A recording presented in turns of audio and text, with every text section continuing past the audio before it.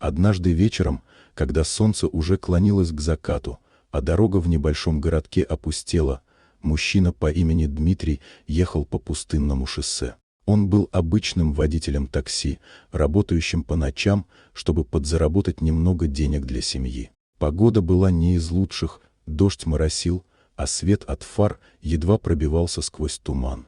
Вдруг, в самом конце улицы, он заметил фигуру старушки, стоящей на обочине. Она была одета в длинное темное пальто и платок, который слегка соскользнул с ее головы от ветра.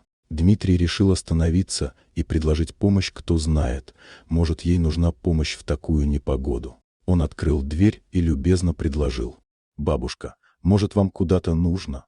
Я могу подвезти». Старушка подняла голову и улыбнулась, благодарно кивая. «Ох, спасибо, молодой человек». «Да, мне в дом за городом», — ответила она, слегка покачиваясь на ногах. Дмитрий с готовностью впустил ее в машину, аккуратно помог устроиться на сиденье и поехал.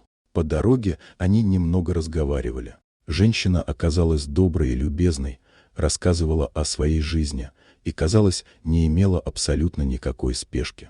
Она говорила, что давно живет одна в большом доме на краю города и редко выходит в люди, предпочитая тишину.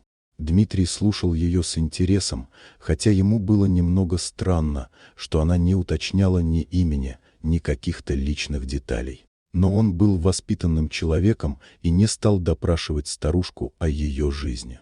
Все, что ему было важно, это безопасно довести ее туда, куда она попросила.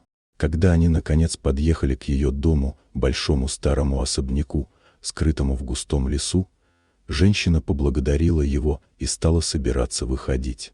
«Спасибо, молодой человек. Вы оказали мне большую услугу. Я долго ждала, когда кто-то меня подвезет, и вот, наконец, дождалась доброго человека.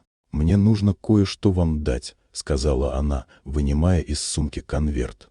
Дмитрий удивленно поднял брови. «Не стоит, бабушка, я просто выполнил свою работу. Это моя обязанность помогать людям». Но старушка настояла.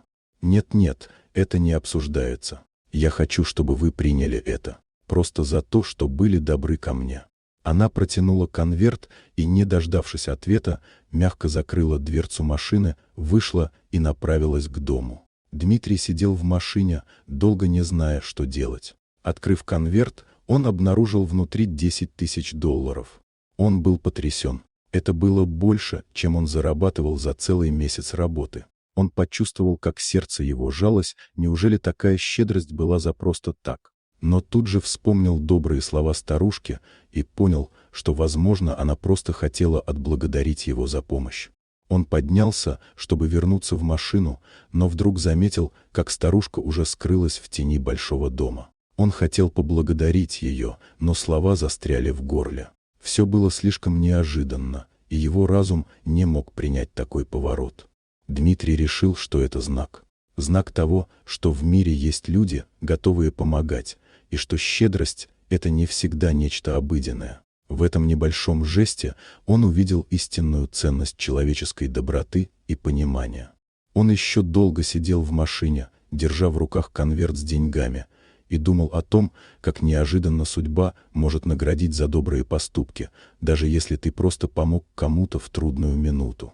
Вот такая история о неожиданной щедрости, которая научила Дмитрия важному уроку о людях и жизни.